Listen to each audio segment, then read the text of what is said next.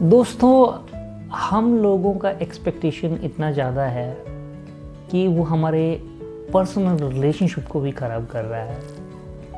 If you are a father, you have expectation from your son, from your daughter. And if you are a husband, you have expectations from your family, especially from your wife. And if you are a wife, then you have expectation from your husband. और expectations इतनी ज़्यादा हैं कि हमारे relationship ख़राब हो जाते हैं. बहुत बार मैंने ये देखा है कि हस्बैंड का वाइफ से ये एक्सपेक्टेशन है कि वाइफ उसकी फैमिली में उसके पेरेंट्स की हर बात क्यों नहीं मानती है, और वाइफ का ये एक्सपेक्टेशन है कि उसका हस्बैंड जो है वो उसके मायके वालों की या उसके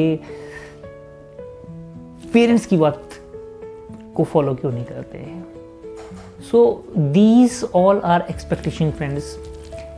और एक्सपेक्टेशंस के ऊपर जितने भी रिलेशनशिप्स होते हैं वो रिलेशनशिप बहुत ज़्यादा लंबे नहीं चलते हैं.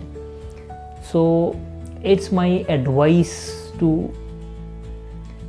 All people who are expecting so many things, who are expecting many things from each other.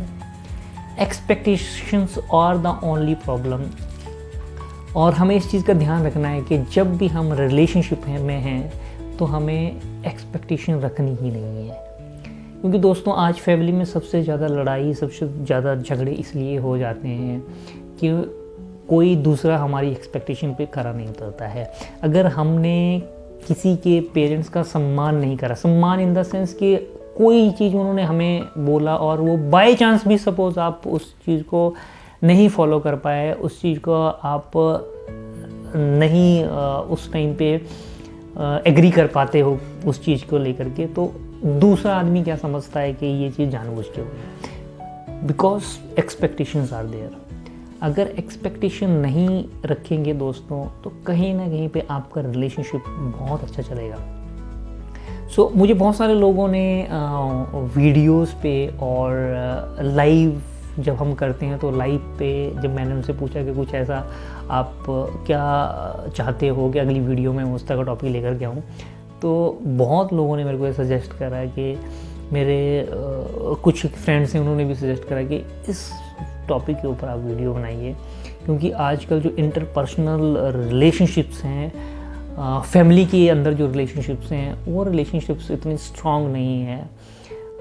उसमें उतना ज़्यादा गहरा रिश्ता नहीं है लोगों के बीच में. तो वो उसका रीज़न क्या है?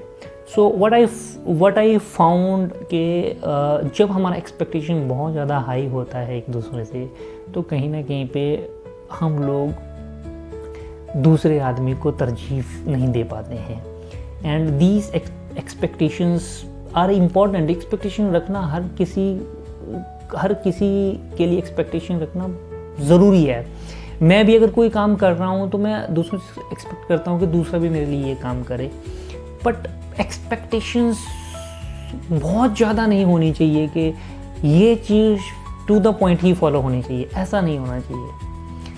और जब हम इंटरपर्सनल रिलेशनशिप में जाते हैं, जब हम एक हस्बैंड वाइफ के रिलेशनशिप में होते हैं, या एक फादर और सन के, फादर डॉटर के रिलेशनशिप में होते हैं, तो हमें एक्सपेक्टेशन की जगह पे लव में बिलीव करना चाहिए, गिविंग में बिलीव करना चाहिए. What we are giving to that particular relationship, what we are expecting and what we are taking from that particular relationship, इसको भूल जाना चाहिए.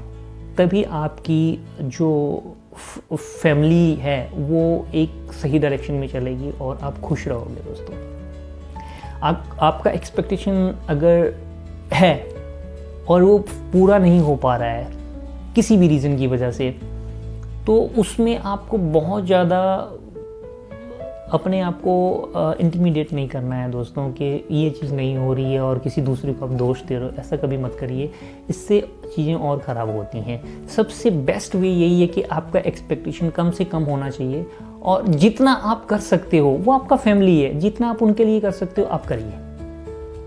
और जब आप करोगे, जब आप देने का भाव रखोगे और लेने का नहीं रखोगे, तो आपको अपने आप चीज़ें मिलेंगी दोस्तों। So if you want to live a happy life, if you want to live a good life, if you want that your family will be happy और सब लोग खुश रहें, तो एक्सपेक्टेशन को छोड़ दीजिए और देने में बिलीव करिए कि what you are giving to your family, what you are giving to your friends, what you are giving to your wife, what you are giving to your children, और आप अपने फादर मदर या father in law mother in law उनको क्या आप अपनी तरफ से एक्स्ट्रा दे रहे हो, इस चीज़ में आपको बिलीव करना चाहिए। And I